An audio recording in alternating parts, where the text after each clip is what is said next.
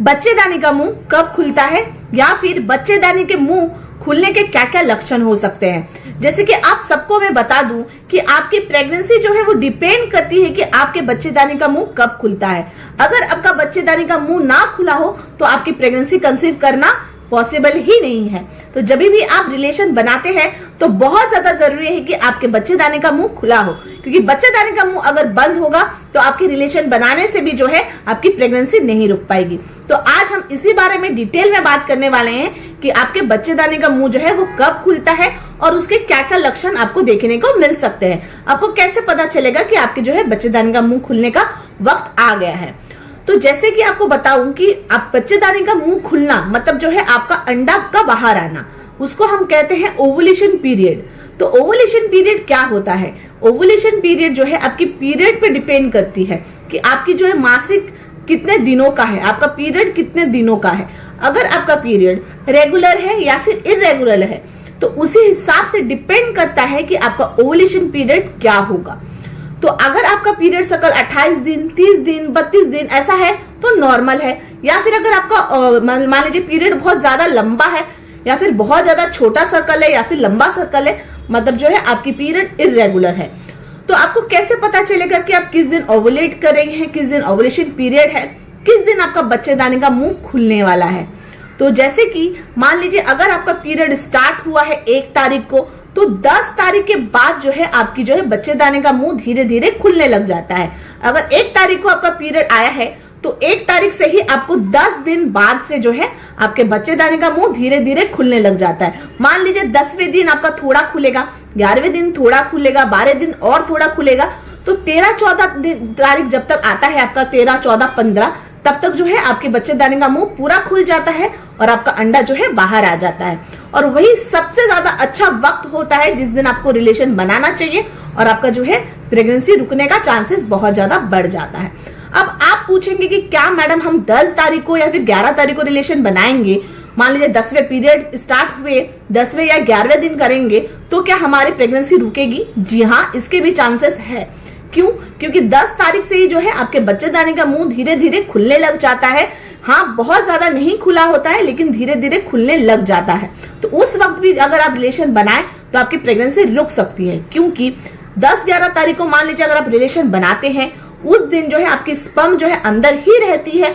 और अगर मान लीजिए 11-12 दिन आपका जो है बच्चेदानी का मुंह खुलने लग गया तो जो है आपको वो स्पर्म भी जो है उसको फर्टाइल कर सकता है, आपके अंडे को, अंडा जब आपका बाहर आएगा तो उसे फर्टाइल कर सकता है। तो इसके लिए बिल्कुल भी ये ना सोचे कि 10 तारीख 11 तारीख जो है आपके लिए सेफ होगा, उस दिन आपके जो रिलेशन बनाने से जो है प्रेगनेंसी नहीं रुकेगी। नहीं, अगर आप बच्चे के लिए अगर आप बच्चे के लिए रिलेशन बना रहे हैं, प्रेगनेंसी कंसीव करने के लिए बना रहे हैं, तो मैं आपको ये बताऊंगी कि आपको जो है जिस दिन आपका पीरियड स्टार्ट होता है उस दिन से लेके 10वें दिन से ही आपको 10वें दिन से ही 10वां 10 मतलब 10, 11, 12, 13, 14, 15, 16 मतलब 10 से लेके 20 दिन के अंदर आपको हर ऑल्टरनेट डे पे रिलेशन बनाना चाहिए। एक दिन छोड़ के एक दिन आपको रिलेशन बनाना चाहिए। अगर आप चाहें तो डेली भी आप रिलेशन बना सकते हैं, कोई प्रॉब्लम नहीं है। लेकिन अगर आप ऑल्टरनेट डे पे बनाएंगे तो क्या होता है कि आपके स्पर्म की क्वालिटी क्वांटिटी दोनों ही अच्छी होती है और आपकी प्रेगनेंसी जो रुकने की चांसेस बहुत ज्यादा बढ़ जाता है।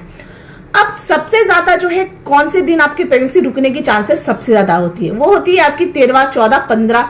इस दिन जो है आपकी प्रेगनेंसी रुकने का सबसे बड़ा चांस होता है, क्योंकि जब आपका बच्चेदानी का मुंह धीरे धीरे खुल जाता है तो आपका अंडा बाहर आता है और उस टाइम अगर आप रिलेशन बनाते हैं तो आपके स्पर्म जो है अंडे तक पहुंच के उसे फर्टाइल कर देता है। तो ये सबसे ज्यादा अच्छा मौका होता है। जैसे जैसे दिन बढ़ता रहता है 16, 17, मान लीजिए 17, 18, तो क्या होता है कि धीरे धीरे बच्चेदानी का मुंह वापस से बंद होने लग जाता है। लेकिन अगर मान लीजिए अगर आपका अंडा 15 या 16 तारीख को आ रहा है बाहर, 15 या 16 तारीख को बाहर आ रहा है और आपने जो है रिलेशन 13 या 14 तारीख को ही बना है, लेकिन फिर भी जो है अंदर ही आपके स्पर्म के कुछ काउंट रह जाते हैं, स्पर्म वहां रह जाता है और अगर 15-16 को भी आपका अंडा बाहर आता है तो उसे फर्टाइल कर देता है।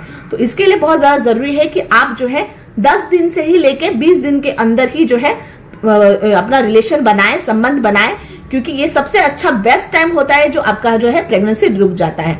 अब नेक्स्ट क्वेश्चन ये है कि आप पूछोगे कि मैम हमारा जो ओवुलेशन होता है या फिर बच्चा दानी का मुंह खुल रहा है या फिर जो है हमारा अंडा बाहर आ रहा है, हमें कैसे पता चलेगा? नॉर्मली तो बहुत टाइम होता है कि आपको कुछ सिम्टम देखने को नहीं मिलता है या फिर जो है आप सिम्टम को नोटिस नहीं कर पाते हैं। तो सबसे बड़ा सिम्टम ये होता है कि जैसे जैसे जो है आपका अंडा बाहर आना आता है, मतलब आपका बच्चेदानी का मुंह धीरे धीरे खुलता है, उस टाइम पे ना आपको थोड़ा वाटरी डिस्चार्ज होता है।